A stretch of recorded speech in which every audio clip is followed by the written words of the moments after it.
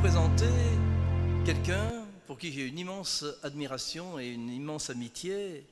Il est médecin, maintenant à la retraite, et il occupe son temps à être médecin sans frontières. Je dis sans frontières parce qu'un jour il se trouve à Madagascar, l'autre jour il se trouve dans je ne sais plus quel autre pays, et c'est toujours pour une action. Une action, disons par exemple creuser un puits, aider une école, etc. Il s'appelle Maurice Collin et on va lui demander de nous dire, pas trop long quand même, hein, un petit quart d'heure, hein, Maurice va nous exposer quelle est sa mission.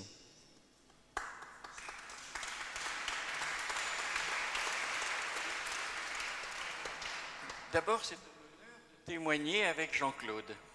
Merci parce qu'on a beaucoup apprécié l'année dernière et c'est vraiment une joie d'être avec vous et de partager en chanson nos expériences. J'ai été pédiatre pendant 30 ans à Grenoble, ensuite en accord avec mon épouse, mes 4 enfants, j'ai dit que tout ce qui me restait à vivre, je le ferais pour les pays pauvres. Je ne suis pas médecin sans frontières. Hein. C'est vrai que j'ai fait partie de Médecins du Monde à Grenoble pendant 3 ans pour faire des consultations pour les personnes qui n'ont pas de papier, qui ne peuvent pas être déclarées. Donc là, il faut travailler en réseau. Mais sinon, je suis ce que les physiciens appellent un électron libre. Je pars toujours tout seul, c'est comme le mariage, il vaut mieux être seul que mal accompagné.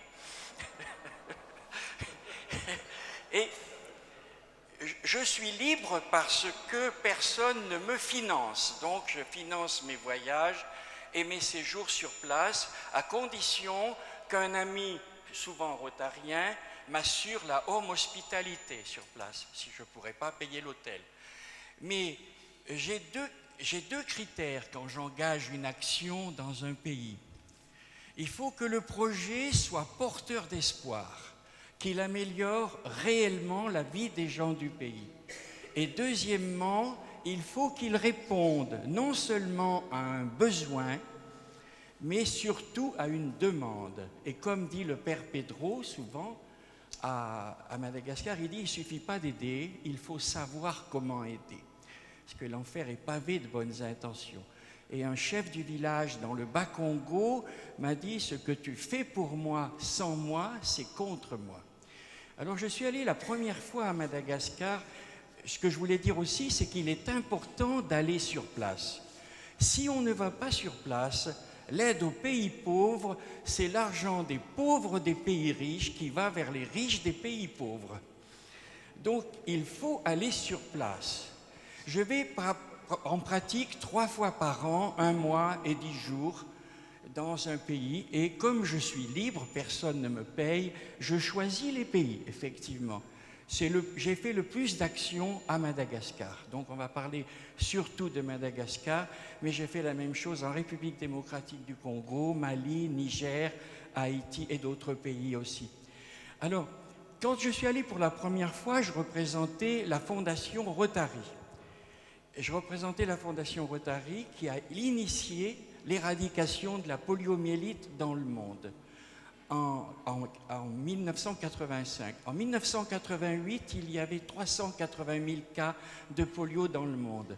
À Madagascar, nous avons organisé 15 000 équipes de 3 personnes pour vacciner 3 500 000 enfants en 98, 99 et 2000. Actuellement, il n'y a plus de cas de polio et de 300 000 cas par an. Nous sommes passés l'année dernière, 2014, à 264 cas dans le monde.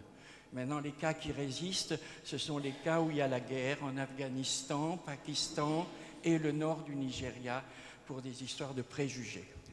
Voilà.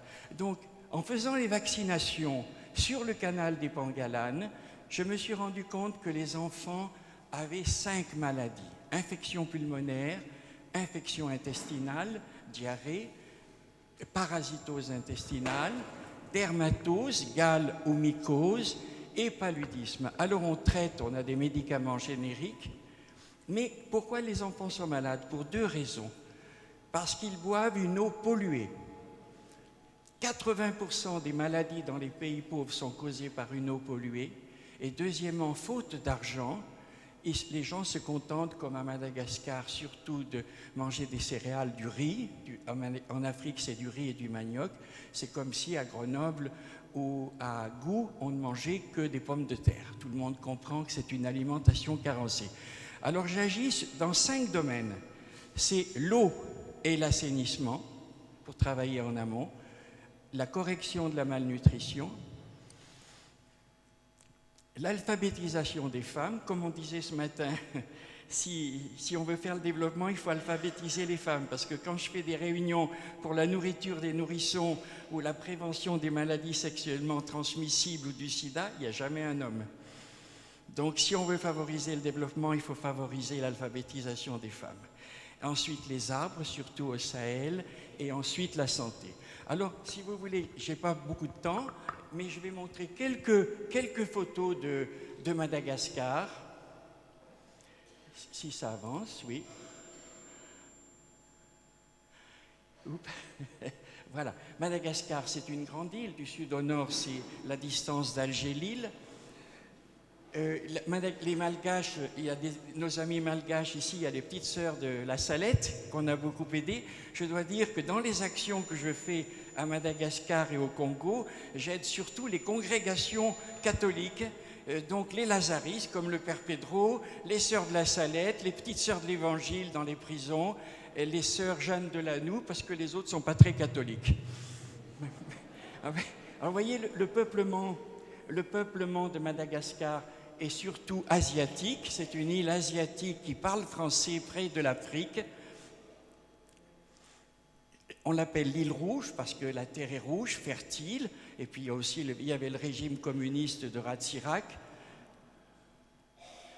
Attendez, pardon, je vais aller vite. Les zébus. Je fais vite, je passe quelques photos puis j'arrête. Hein. Voilà. Parce que je vais me faire disputer. Voilà, les hauts plateaux, 1400 mètres, c'est là que les Français se sont installés avec les rizières et qui montrent le pays d'origine des Malgaches, l'Indonésie. Voilà, les Tananarives. Excusez-moi, ça avance de temps en temps. Voilà, Antsirabe avec les rizières, le repiquage du riz. Les premiers habitants, ce sont les Lémuriens, qui sont des Tarsiens bien avant les singes, 50 millions d'années, un peu nos ancêtres. Voilà, sur le canal des Pangalanes, les enfants qui avaient 5 maladies. Le Père Pedro, qui est on peut dire un géant de la charité, hein, puisqu'il a recueilli 25 000 personnes, à qui il a fourni du travail et le logement. Alors là, on avait fait chez lui les vaccinations. Alors, dans la matinée, on avait vacciné 3500 enfants. Excusez-moi, ça avance de temps en temps. Avec l'abbé Pierre, on peut dire 2 géants de la charité que connaît bien Jean-Claude, hein, bien sûr. Attends, voilà, l'abbé Pierre avec les enfants malgaches, et puis Jean-Claude. Voilà. Alors, il y a... Elle est pas mal. Je termine simplement parce que je vais me faire disputer. C'est notre intérêt bien compris d'aider les populations locales à mieux vivre chez elles. On le voit maintenant avec toutes ces personnes, avec toutes ces tragédies en Méditerranée. C'est notre intérêt bien compris de les aider à mieux vivre sur place. Je dis souvent aussi que quand on a beaucoup reçu, il faut beaucoup donner. Et j'aime bien deux devises. Une de François Barillon, jésuite. Il dit « Une main sur la souffrance des hommes, une main sur la beauté du monde et les 2 pieds dans le devoir présent. » Je crois que tout le monde peut la faire sienne. Et puis l'autre devise de Saint-Augustin, « Aime et prouve-le par ta vie. » Merci.